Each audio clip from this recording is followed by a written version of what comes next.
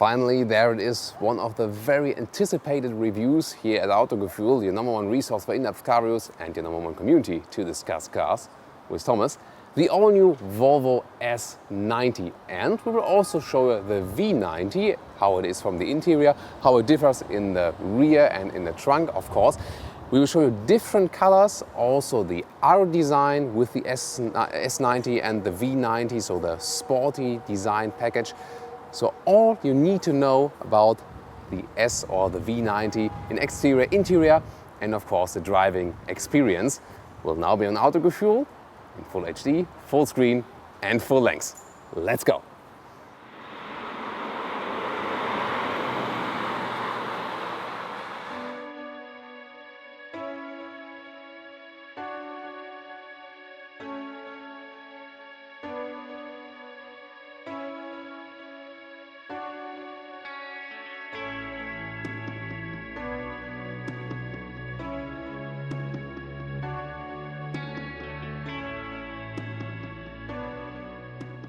It's the second model right after the XC90, which is the new Volvo model without being dependent from the Ford Corporation. And so this one will, of course, be very important for the brand as well. We start here in the front with the design.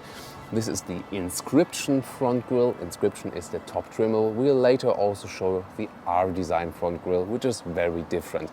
With these also chrome vertical lines here and split by the big Volvo logo. There's also a camera in the front, and carried over from the XC90 are those Thor's hammer headlights. In the higher trim we get them with the full LED active high beam, and they also have this special daytime running light, which is very beautiful. So from the front, definitely a big hit in this upper mid-size segment, which is fighting, for example, against Mercedes E-Class, BMW 5 Series, Jaguar XF, Audi A6. Will be very exciting. Let's go on. 4.96 meters, so almost 5 meters, or 16'3" is the total length of the car. And well, this car does have a predecessor. It's the S80 that was about 14 centimeters shorter than this version here right now. As I've told you, it's the Inscription version, and there we also have special contrasting elements, for example this chrome lip at the lower part, which also features an Inscription logo. We have special alloys, 20-inch, those ones are optionally. With the basic trim levels you of course start with smaller ones, and then with the higher you get like 18, and then you can optionally get the very huge ones. We'll also show the R-Design wheels later on, so stay tuned, and some other special wheel choices, so it's really worth to pay the full length of Autogefühl. Then what else in the side profile? We have a classic sedan layout. I like the chrome frame around the windows, with kind of a coupe ending right here, solid door handles. We already can see that from the outside, and then really a very, very flat rear window that will reduce space on the inside, you can be sure, but it gives you a very elegant line with very strong shoulders. Overall, from the front and the side profile, really a beauty in this class, and I want to hear your opinion. What do you think about it if you compare it to the Mercedes E-Class, BMW 5 Series, Audi A6, Jaguar XF, Maserati Ghibli? Which one is the most beautiful to you, and how would you rate the Volvo S90 here? And now to the rear, and I really have to admit it's the least favorite part for this car to me. Also from our preview videos, we've seen a lot of negative comments about the rear. I think it's not as bad as on the pictures. In live it looks better, definitely. There's kind of a tech look here with those very slim tail lights. But I think it's a little bit too much of variation, so they should have kept it a little bit more stringent, more elegant. Or what do you think? And of course, very interesting now to see even more colors of this car. And I always love to show you more colors, for example the S90 in white, or also, I think it should be my favorite today, because the bright blue is not exactly my kind of type. Here also a very elegant one, the darker blue tone, also with the brown interior. That's a great mix. So what's your favorite? Even more colors here with the silver. Also we have a brown available. That would be, I think, my least choice. What about you? And then this sand color. We've also seen that one from the XC90. It's a very interesting one, definitely. You know, you have to get used to it, but it has some kind of elegance for sure. And finally, pretty easy one, but also very elegant, just the pure black. In this case, all of the chrome elements are especially contrasting then. And this is it now, the S90 R-Design. And there you can also see those special tires in 21 inch that are mounted. So they really look massive on this car. What else is different with the R-Design? You see it on the side and also in the lower part. All of the spoilers are stronger and a little bit lower to stress this sporty style. And also another front grille with those black glossy elements here. So overall a very sporty appearance. I like it pretty much. Do you as well? And I think especially the front is different to the inscription version. That makes a lot of difference. Also, one of my favorites are those contrasting mirror caps in the matte silver look. The rear is not that different. So the main differences are really the alloys, the spoilers, front and the side part, and the different front grille. Also the interior will show you later on, because we'll look at the differences from the interior normal and the R-Design. The rear, pretty much the same as in the normal version. Let's now take a look at the V90, the estate version. And here you can very well see the difference in the front grille from the inscription version, which is very elegant with this chrome style. And then the R-Design version with sort of the sporty look with those glossy black elements. Also difference in the lower bumpers. Just a slight difference here, but the air intakes also painted differently here, more the black style. If we then continue on to the rear a little bit, you can also see the alloy choices. Here it's the same than in the S90. Here, for example, we got 20 inch, so a little bit smaller, but also optionally for this car. And then, of course, the interesting thing is the basic sideline first remains the same, but then again to the rear, of course, we don't have this falling sedan line, but the more versatile, practical estate hatch. Let's now take a look at the hatch here at the rear, and this is really the big difference to the sedan version. You can see those vertical lines more remind us a little bit of the XC90, which would go like this around here. And I think this form of the taillights, it fits the estate really a little bit better, or what you think about it. And of course, well, there's a slightly flat window line, so it's not exactly like a cage like, you know, from past Volvo, so you lose a little bit of the space, but still we'll of course examine that later also from the interior, so stay tuned. And now let me show you some more rim choices, and tell me also in the comments which one would you pick. Starting here with the 18 inch, and this is very good also for the riding comfort. A little bit bigger, and that would maybe be my choice. 19 inch in a 2-color scheme. I think those are very spectacular and not too big. However, for those who don't care so much about the riding comfort, but say I want it really huge, there's also those ones available. Those ones are both 21 inch, a totally different style. You see there's not so much tire left then, so they might be not so good in the comfort then, but of course huge from that look. Depending also on which tires are mounted, you have to check out how well the tires protect the rim. Maybe get some overlapping tires for that. And then here also interesting, in the lower part, right here, there is another 19 inch choice, so that would also be good as for the compromise, sportiness and comfort. And then here, this is the most special one, the R-Design wheel, 21 inch, as we can see it here right now. But those ones are even available in 22 inch, so you can get them even bigger, you know, if you have a special request for that. It will be same style like this here, but even then, you know, a little bit bigger. But you know, those maximum 22 inch, I would not recommend them overall for the comfort. But again, great in the look, definitely.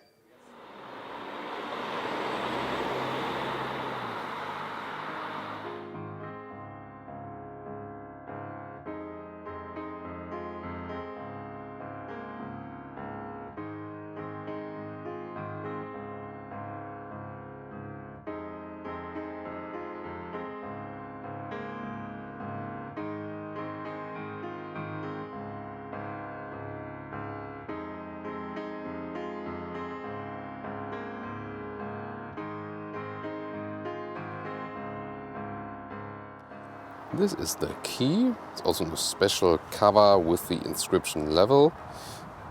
Again, they use animal skin, wouldn't be necessary for the door key. Then let's get inside. Solid door handles, solid door closing sound. It's really funny. Look at how the door handles go a little bit forward as well. Interesting system with a nice chrome frame. Then inside, the first look, and what I really love, my favorite part, matte wood. It feels good, and also listen to the sound. I'm feeling it. It has something of ASMR, definitely. Also with real metal here, the door handles, and Bowers & Wilkins optional system. Really expensive, but this one is really worth it because we will also show you the sound and the sound options later on. Also with the buttons, all make a good impression as for the quality. And then on the right part, as I said, top inscription level. The seats in the kinetic basic trim level starts with everything in cloth. That will be the good solution. Then in momentum, you already get full animal skin, but then option, you can go back to the cloth. So you can get also the middle trim level with cloth seats. That's good. Inscription always comes with this setup here, and R-Design, we will show you later on, is also a little bit different. We'll tell you more about those details very soon. Then steering wheel is rather kept simple, and overall a Scandinavian design, simplistic, really cleaned up, also due to the infotainment system we will show you later on. Overall, it has a lot of resemblance with the XC90 interior we already know. Let's get inside, and what I love about Volvo seats in the form. The seat form, at least seems to me, more suitable, especially also for tall drivers, and they somehow already from the older models have figured how, you know, the ergonomic form has to be, that you're also very comfortable on long-term riding. So there has never been a Volvo ride so far where I got lower back pain, and I think that's a pretty good sign. Here again, overall a very comfortable seating position. Headspace here in the sedan. We got the small roof here. Is quite limited. I'm already very low with the seat, so headspace wise it's not, you know, the most spacious one, definitely.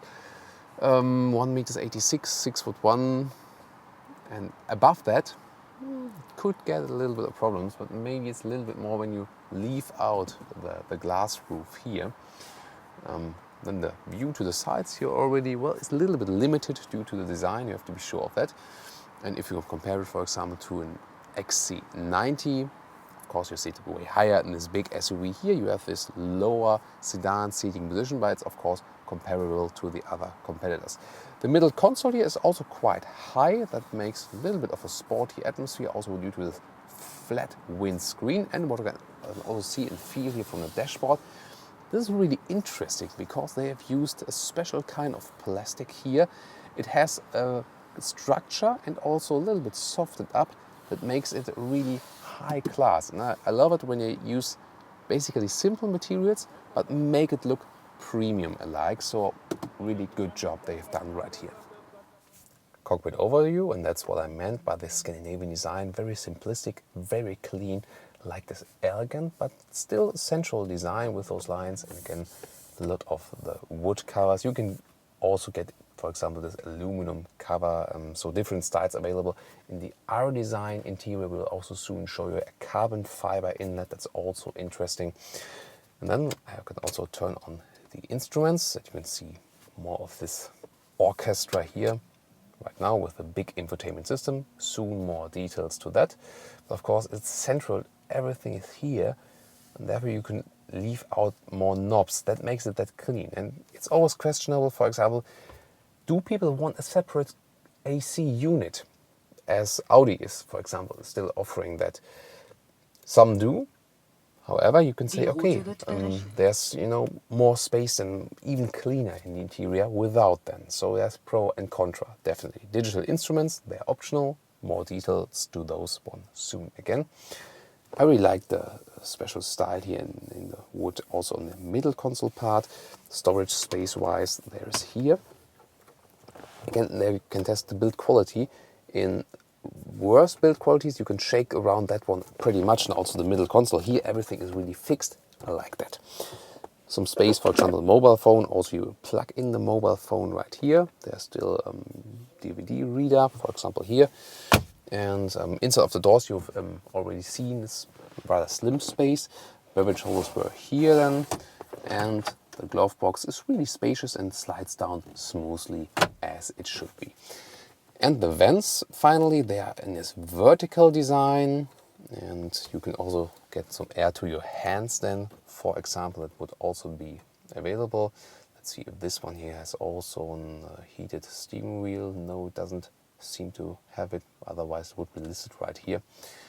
And you can also close and open it, you know. It's a little bit creaky at the right, but this one here not. This one here has a nice clicking sound. And again, this diamond structure around the knobs, we like that they paid attention to those details. In the sedan, you can get this small glass roof. This, of course, not too big, but we will later on see in the estate that there's also then the huge panoramic roof available for the V90. And another nice detail is this frameless mirror. We already know it from older Volvo models, but it's still, you know, have enough space, but still not this disturbing frame. Elegant solution. The steering wheel, well, I think it's nothing special. Also, the buttons here on the steering wheel are not the most favorite part of the interior. You can adjust the steering wheel up and down and towards you or back again. So overall, well, there's one more special R-Design steering wheel available. I will show you that one later. That is a little bit more pleasing. In general, I really have to say, steering wheel, I think they are my least favorite in this segment here. Instruments, well, it's very interesting that from the basic one you get 8-inch and analog instruments. And here, those ones are the digital instruments, 12.3 inch. You can get them optionally, or you already have them with R-Design, or here in the inscription trim level, they come automatically. And on the right side, you see the RPMs, and on the left side, the speed. Let me also turn on the engine and see this needle blip, which is imitated. See then the right side RPMs again. You can also go into neutral, and here turn them up a little bit. You can see it. And left side speed. And in the middle part, you can, show different stuff. For example, this one here is radio stuff now. You can click through different radio stations, for example. Or we will also be able to see GPS info there. And there it is. When I started the GPS, I automatically get the map then also in the middle. This here all belongs to the nice, clean Scandinavian interior. I'm also a fan of Scandinavian design. And we got this diamond style start-stop button. For example, you just turn it right to start the ignition or the engine and left to stop it. Driving mode we'll talk about more when we drive the car. You can change here electric park brake. This is the automatic gearbox lever, that have 8-speed automatic gearbox, one of the best you can get. You just pull it down. Then I really love that this matte wood cover, one of my favorite parts of the interior. You can slide this one back. It's like in the XC90, 12-volt power supply right here. Beverages holders, a little bit adaptive, and then in the front here, some more small spot.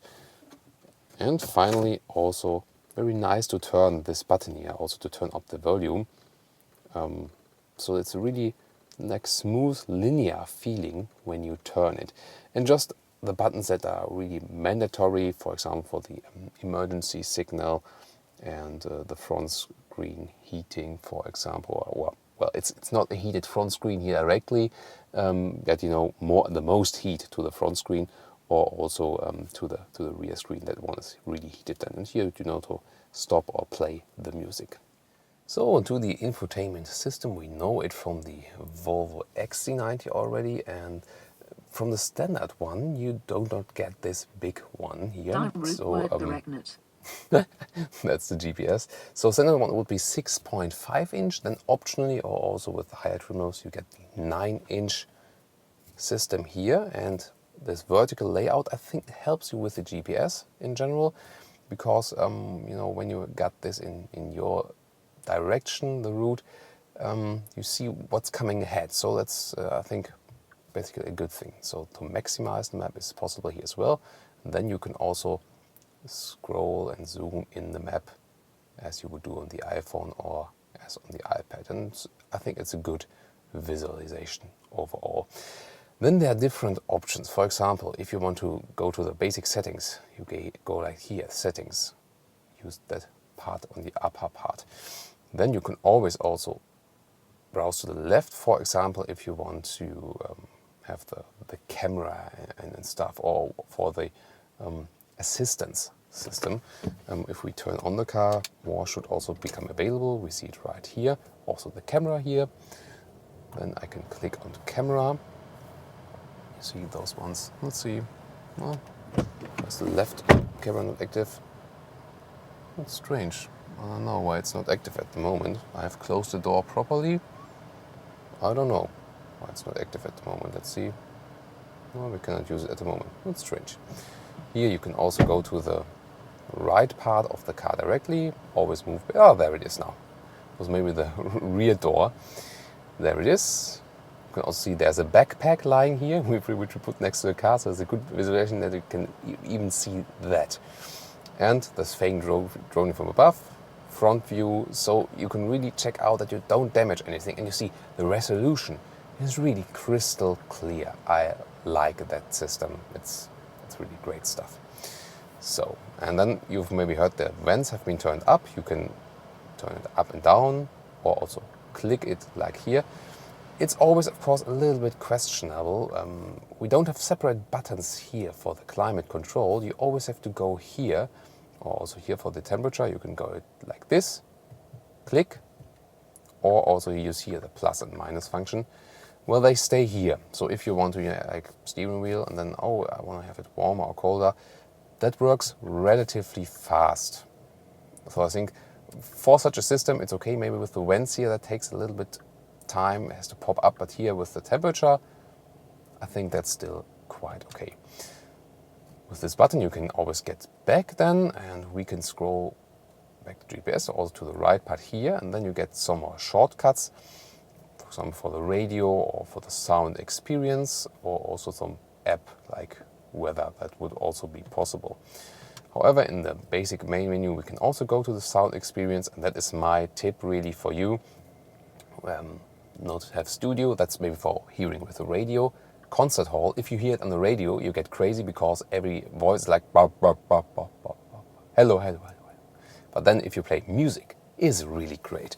And I can also show you that because the phone I could either pair via Bluetooth.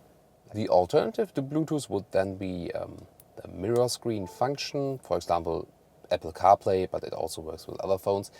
The first time you get an automatic message in front of the screen, that when you plug it in the second time you get an Apple CarPlay symbol here. You can accept, yes, continue, blah blah blah. And then we also got the CarPlay. You have to allow it on your phone as well.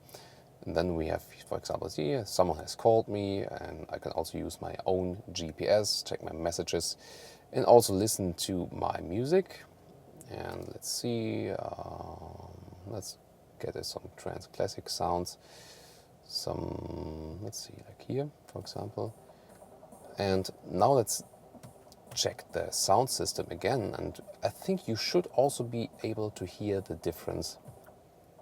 For example, here now, everything is coming from the front a little bit, from the studio layout.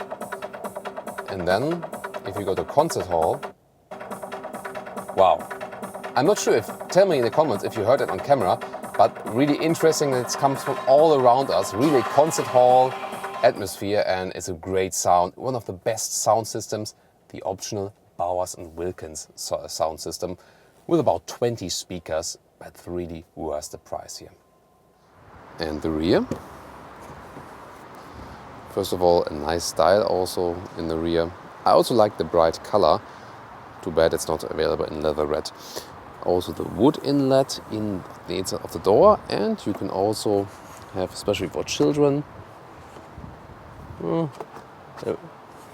little bit complicated with the left hand, there it is. Sunshade is always good. So let's get inside.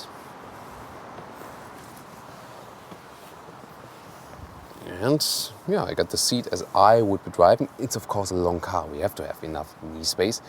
We know we already have this knee space in way smaller cars, so the using of space is not like the best overall from segment, but also comparable to other segment brothers, definitely. That space above. You sit relatively high here in the rear, I realize, also in comparison to the front seats. Headspace, you see, this one here is more limited, but then when we go to the rear, it raises a little bit. And then I have some space above my head still. It will be better in the estate version, I can promise you, so check out that as well. Still, I mean, for tall adults, it's okay, definitely. If you are even taller, then you should probably go for the estate version. There's a seat belt. I mean, overall, it's still comfortable here in the rear. The front seat has to be a little bit higher, that you can put your feet underneath the front seat. That would also be important. Then another interesting function is how to flip the seat, and it only works from here.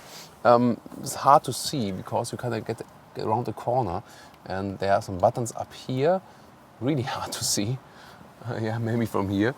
And then I can press it here, then the head restraints are flipped and also the seats are released. And then we got that flattened out. We got the loading area until the rear. We'll also soon take a look at the trunk, how that one looks like.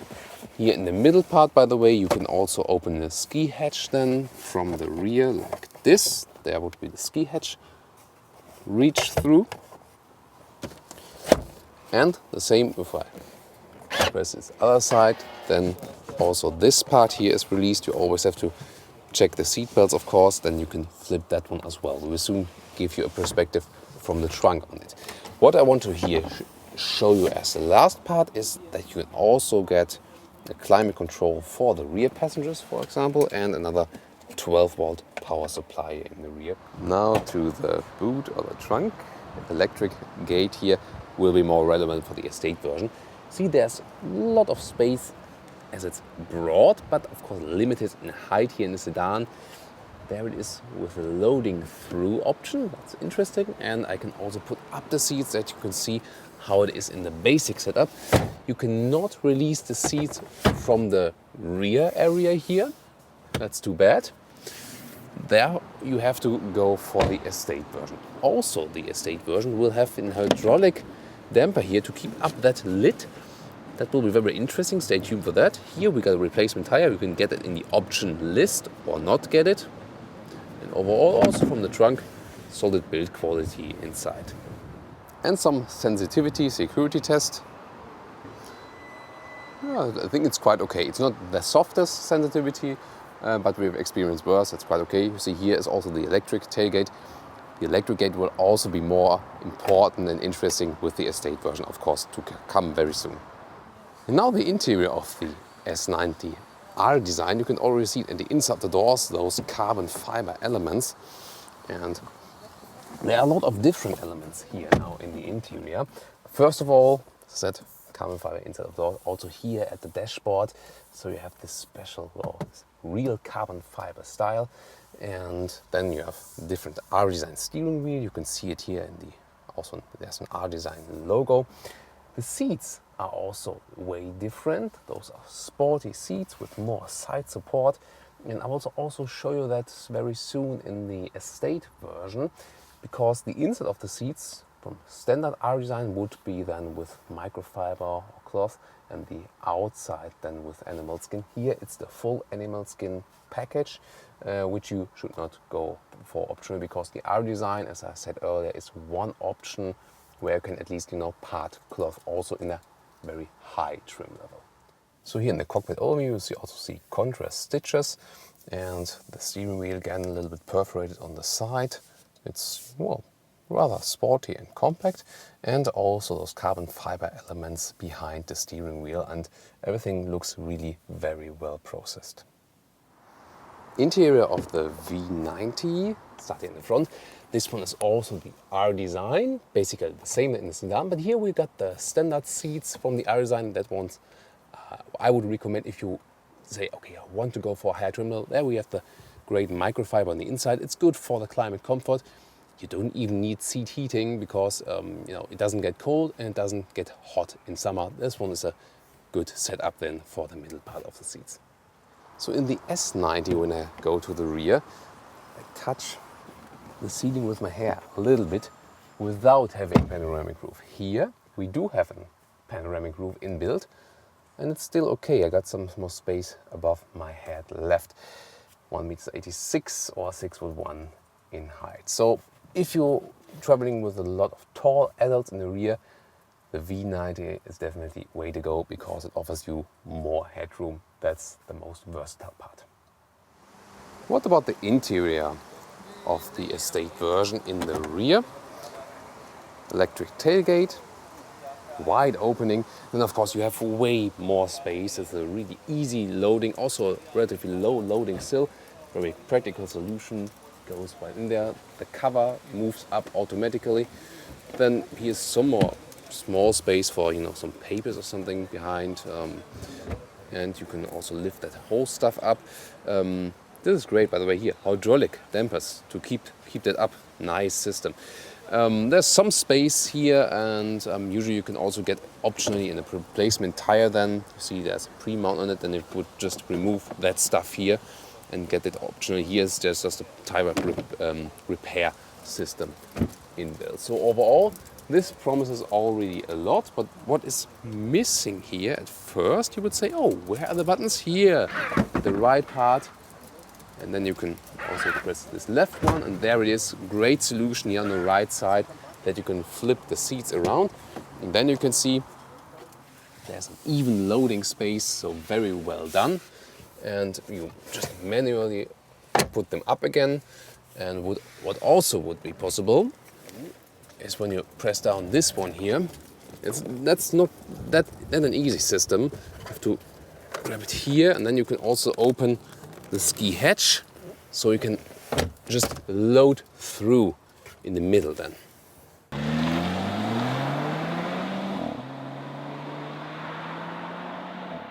So you might already know that Volvo is using 4 cylinders with 2 liters of displacement, and they will keep at this system.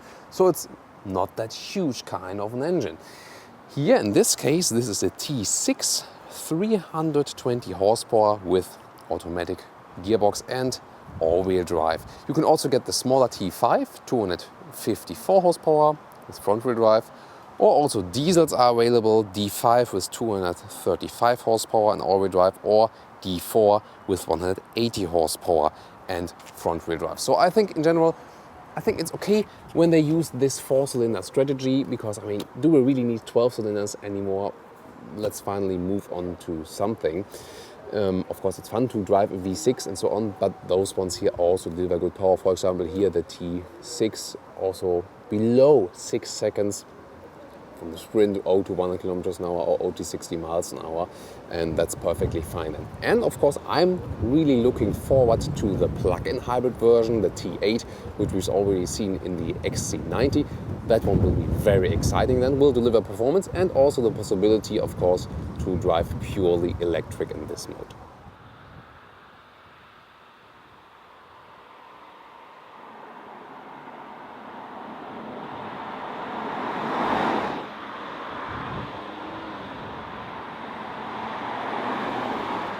Let's now start our test ride. This will be very exciting with the T6. 5.9 seconds was the acceleration figures. We'll turn down the vents a little bit to have better sound. Take some time until the vents get a little bit more silent. There it's off, just a little bit.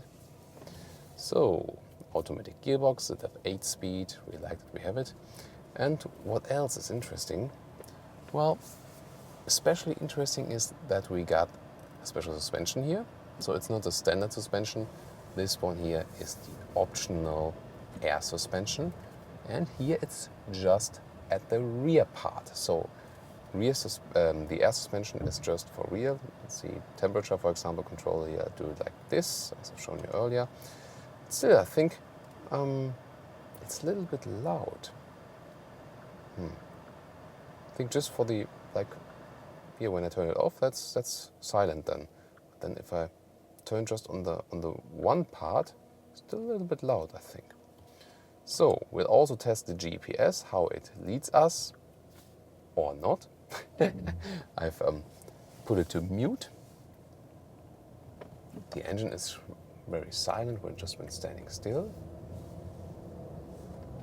We'll start driving. We have a city part. We also have German Autobahn parts, so we'll cover all of these aspects for you. I see the GPS now in the central part as well as in the main screen. Let's see, I'm just to the left here now. GPS has not really reacted yet. Let's see when I get the new calculation. Takes some time. I already feel right now when I'm going up and down here with the air suspension. And well, I think it's basically a strange system that you say, okay, just for one axle this air suspension. But so far it doesn't make a very negative impression. We'll soon, let's go into the bumps now. Do you really feel that you don't have it in the front? That's the big question. Overall, it's a very soft ride, definitely.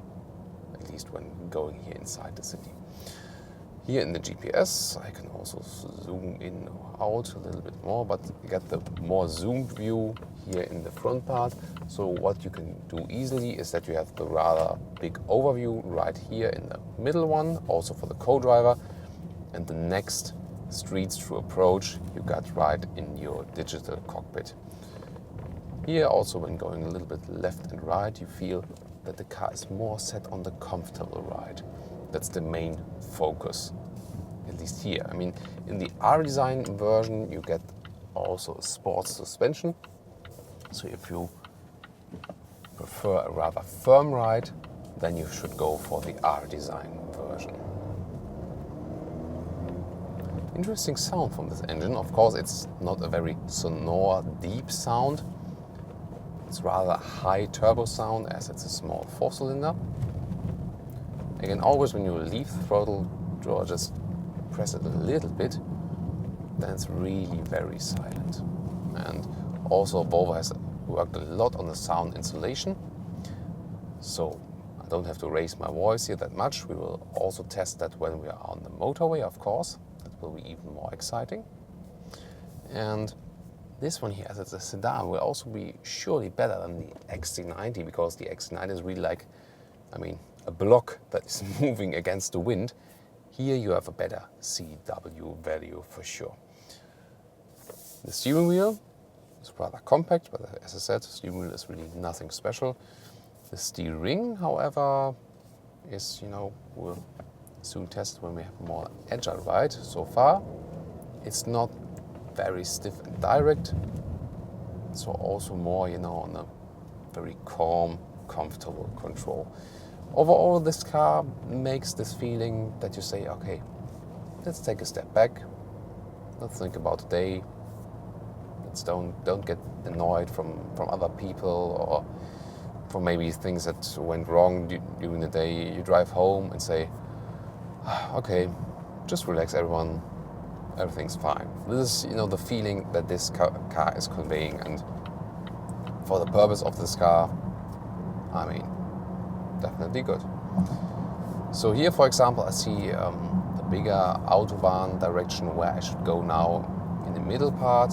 Here again, the basic overview I do have, and I think I should go here. It didn't come that clear here. I think it shows me the left side, should be the left side. And here there's already unlimited speed. Welcome to Germany. And let's reduce the speed a little bit and then hammer the throttle really. So everyone get ready for that. So for example now 70 kilometers an hour to, let's see how fast we can get. Let's go now. 100, 130, nice, 160, I have to pay attention a little bit. And what I feel here is that the steering gets a little bit loose, a little bit easy when you're at higher speeds. Also suspension-wise, the car is tilting more to the sides. So I already feel now it's not that kind of a high-speed car, at least not with this setup here. It's maybe better with the R-Design, with the stiffer suspension, and also maybe with a little bit change of the steering wheel. But here, at higher speed, it cannot match the German competitors, for example, as for BMW, Audi, or Mercedes. They are more refined, higher speeds, definitely, and you feel like you could drive faster, sportier, and also more controlled. This one here doesn't feel so much in control at the really high speed levels. Of course, that's talking about a very high level already, but as we have driven all other cars in this segment, we just want to tell you not which is like good or bad, but for which purpose or what's your special interest in this car. So if you like very fast autobahn riding, it should not be your favorite in the upper mid-size segment. If you more say, okay, the relaxed driving is more important to me, and I know I don't want to drive 180 on the autobahn anyway, then you will just fine with that. And that's where we're heading right now, because most of the time, and also in most other countries, it's also not that relevant. And then, for example, more the safety systems of this car play a role. I always praise Volvo for that. They include a lot of safety equipment already from the series equipment. For example, they were the first manufacturer to say, we include the autonomous emergency braking AEB in every our vehicles from the standard lowest equipment. That was really groundbreaking, and it's of course also the same now here. Also, this adaptive cruise control that is available here, Volvo has a really good system for that, and you can change speed limiter, adaptive cruise control, also the pilot assist. Let's, for example, start with the adaptive cruise control. We have it right here now. I've set it, for example, here at the left side of the steering wheel to 90 kilometers an hour. Just follow the car in front of me and relax, and that's basically it. So you can get that one, also not so much extra to pay then, that's perfectly fine. But there's then also this new pilot assist available, and this one now here in the Volvo S90 or V90 works until a speed of 130 kilometers. For the XC90 it was a little bit less, now until 130 kilometers, and that can really make sense then, for example, in traffic, that the car is doing everything, and the pilot assist can really also assist you with steering. Basically, I also got this steering wheel symbol in the middle part. It's not the fully autonomous system that says, okay, let go of the steering and don't care about anything, but it can already help and support you. Also, I'm doing nothing right now, braking process. And of course, if I want to go off the motorway, that doesn't help me now. But you've seen the steering wheel is also kept straight, follows the line.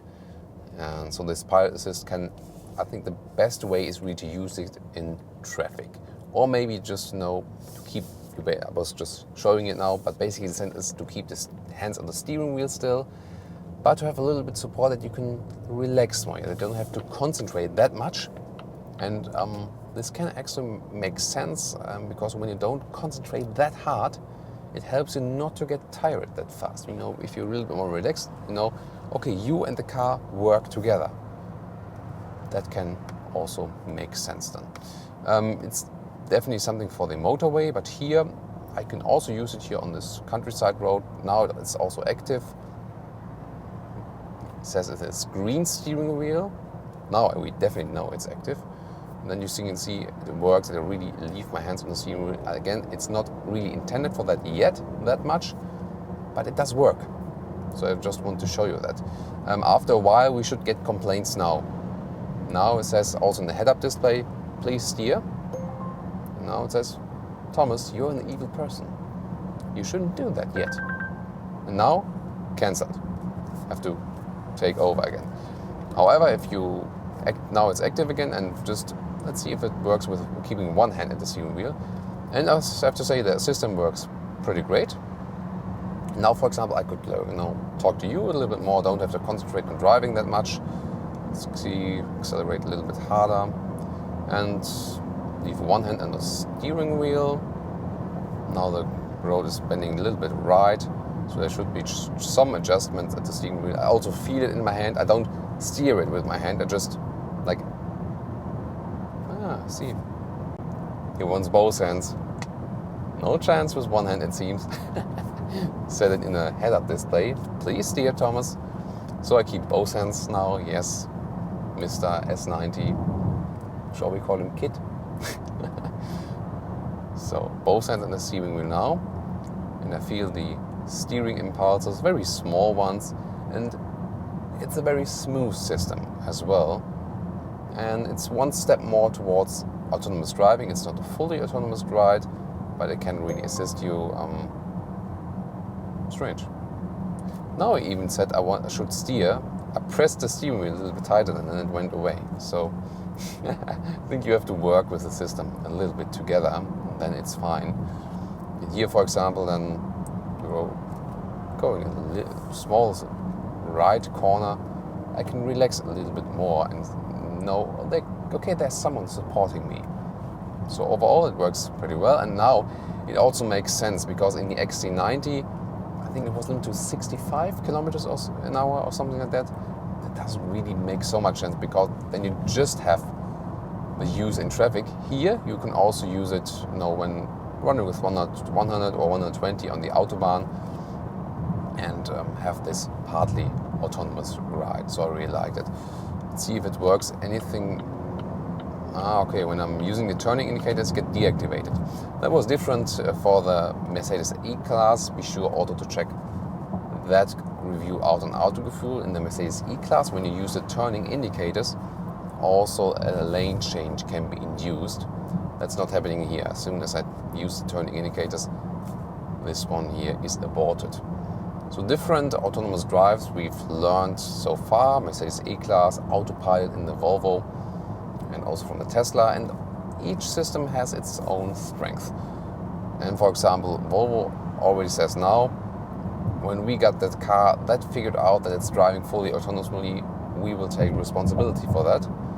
And that's of course pressure to other manufacturers to follow that path as well. So far, also from the regulations, you are always responsible, but there seem to be some regulation changes happening now that they say, okay, when really a system is responsible for driving, it will maybe really be the responsible of the manufacturer of the system itself, not necessarily of yourself. So that's at the moment changing a little bit.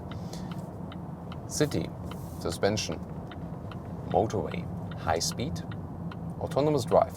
We've covered those aspects. What's missing? Yes, a little bit more agile ride, more curves and stuff. That's following right now. So overall with the engine, I'm really satisfied. It's a calm engine, 4 cylinders. I mean, if you're not really keen on that very strong sound, then you need something else. But other than that, it doesn't matter so much because the power is there, This acceleration figure, you have also seen our acceleration on the motorway. There was no problem. What else is interesting consumption-wise, because we had a motorway part which is also, representative for, not that high consumption. Then here at the moment, we have, 14 liters on 100 kilometers. Of course, the more representative figure would be if we have a really very long test drive with different mix style. But with a lot of Autobahn part in there, well, we had one strong acceleration, but then also a lot of rolling with 80 kilometers, 100 kilometers an hour. That is too high still. Still due to hammering, something has happened. Maybe without this hammering action, we would be at 13, 12. But the officially stated figure, you will never reach that. So you should count at least 10 to 12 at least. And That's again, you know, what is not an advantage with those small 4-cylinders. They don't really save you fuel. That's just on paper. But effectively, they don't. So I'm not sure. Maybe it's better than just to go for the plug-in hybrid when it's available. Then you can do more, definitely. Here, when you go for the classic combustion engines, you have to be sure that, or be aware of, they will consume fuel. The diesel, of course, will consume less, approximately about 3 or 4 liters on 1 kilometers less. You can save by that, depending on your fuel prices. But again, when you have, for example, governmental benefit now for plug-in hybrid or electric drive cars, the to come S90 or V90 plug-in hybrid might also be a solution for you, as we've recently also tested the XC90 with a consumption or range test. If you haven't seen that one, also check it out, because you've requested that one. It will also be very exciting, and something will also, well, the main aspects will also count for this car here, definitely. Just because of the, you know, less wind resistance, this plug-in hybrid will surely be even more effective than the one of the XC90. So what about also to compare it to the other cars in this segment here? The BMW and the Audi feel sportier for the ride, especially when you go on the high-speed drive and stuff. The Mercedes feels more alike, because it's also more set on this very comfortable and softer ride. What about the Jaguar? The Jaguar is very agile. Yes, the XF, and is from a riding style also close to a BMW now. Overall, interior quality is here, for example, better than in the Jaguar. And the German premium manufacturer is also at a very high level. The BMW 5 Series is now the oldest car among those, and there we can see also in the interior that it's, you know, very conservative and doesn't have so much highlights. So here they also figured out a very elegant way. The Audi interior has a little bit more refinement as for knobs and stuff, and sound trim when you turn something. The Mercedes interior is more, more essential, even has more highlights in it. Even more pays attention to, hey, I'm an interior. This one is more, the Scandinavian design, a little bit more simplistic. Now, by the way, in the traffic, let's test the pilot assist again, see what it does here in the traffic, because it should also make sense. So I'm doing nothing now with throttle or braking. Also leave my hand on the steering wheel, but the steering wheel is doing itself, I'm not steering actively. See, I should come to a standstill now completely. 3 kilometers an hour. Accelerating and keeping the distance to the car. Also the lane is kept pretty much in the central part. And you always get in traffic somewhere in city regions, and therefore this pilot assist can also play a vital role, and you have to get it optionally though. Just want to say, a little bit close to the middle lane now, but then the pilot assist steered to the right.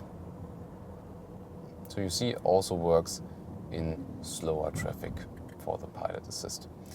Let's look at my GPS. I think after the next traffic sign, there should be better, clearer road for us available again, that we can have some more action for you.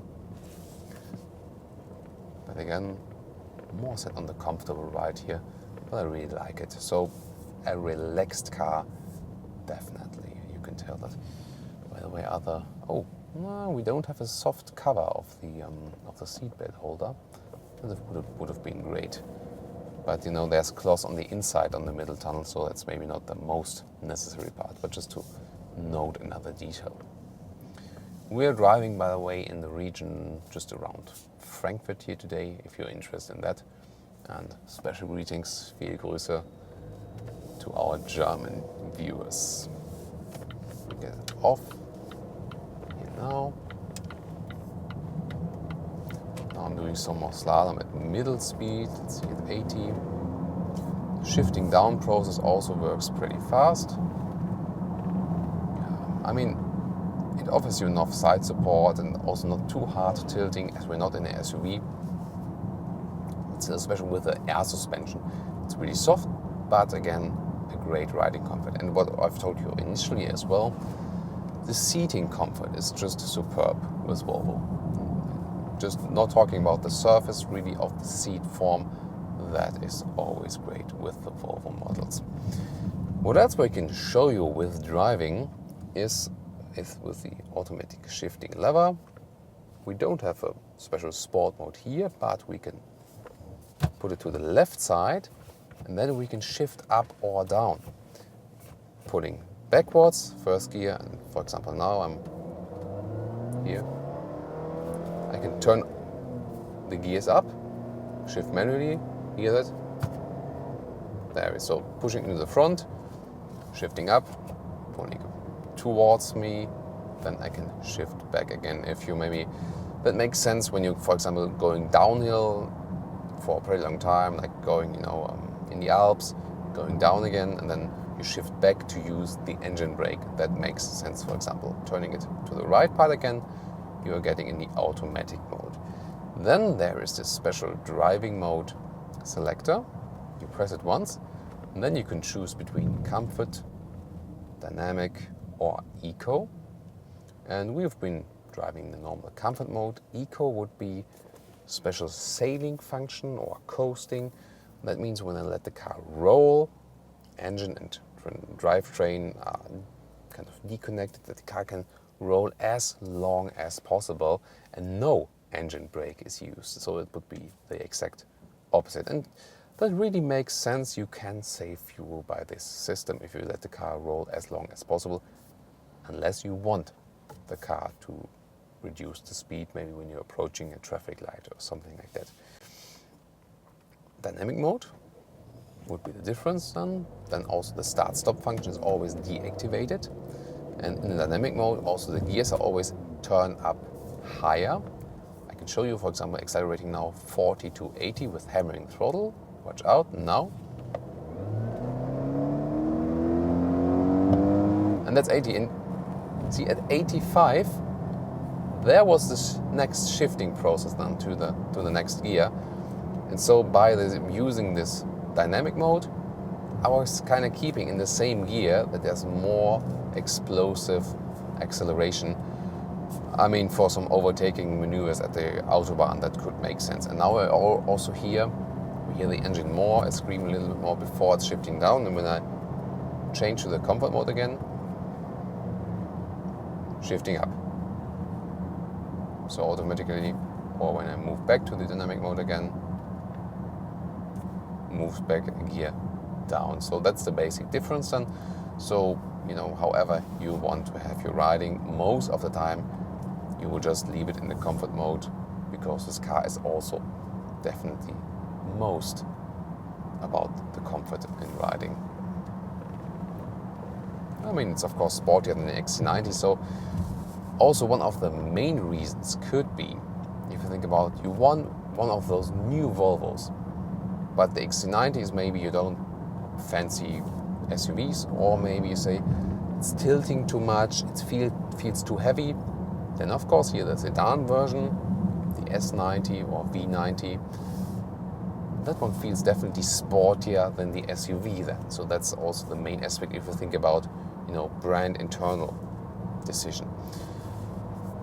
And driving about S90 or V90, that really doesn't make a difference.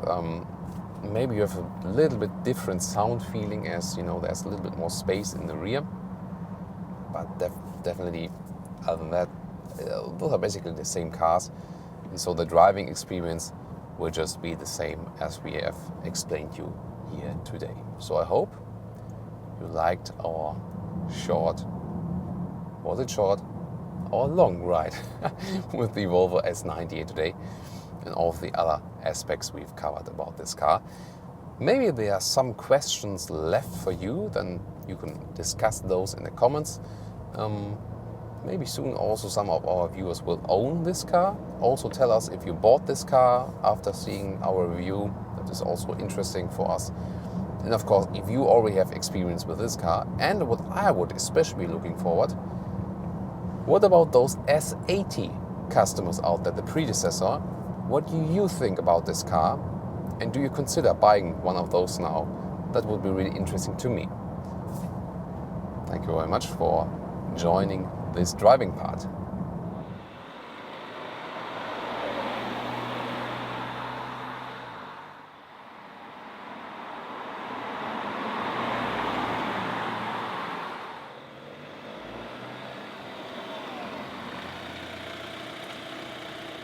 And now the conclusion, Volvo S90 and also Volvo V90, because the driving will be very similar there, and we've also shown you the differences to the estate version. From the exterior, definitely really a beauty, at least to me. In the front, also side profiles, we've shown you a lot of different colors. Which one would you go for? I just think that the rear is working better with the estate version than with the sedan. That's how I conceived it, because here the rear with the sedan, I think you have to get used to it first. Then the interior, Scandinavian design, simplistic, cleaned up, temperature control of the infotainment system. I would usually prefer the knob still, but the way they sort that out is still quite okay. And you can individualize this infotainment system really to your needs. I would really be interested in some lower trim levels as well. Maybe we can show you those one at a later stage. Overall, a very good build quality and also a very nice design on the interior. And I told you a lot about the different seating option you have there as well. Practical wise, well, you can flip the seats here in the sedan, but of course the more versatile solution is the estate with more headroom in the rear and also the better usable trunk where we can also flip the seats from the rear. So overall, I think really the V90 will be, the overall better car here. But then again, a lot of our guys here and me myself as well, as for the exterior, still prefer the sedan version, but maybe you think different of that as well. Then the driving, it's really a comfortable ride, especially with the air suspension. It's not a total high-speed Autobahn car, that's it, not built for other, more better in this respect. Here really on this very Volvo comfortable typical ride, but again, sportier than an XC90. So I think Volvo has done a very good job overall with this car. Had a good impression here as for all of the different aspects. So Volvo can definitely compete with the other competitors in the segment. It's nice to have a totally refreshed car here, to have, some more alternatives to spice up the market. Now your opinion in the comments. Let's discuss this car. And of course, we'll see each other at our next Autogefühl episode.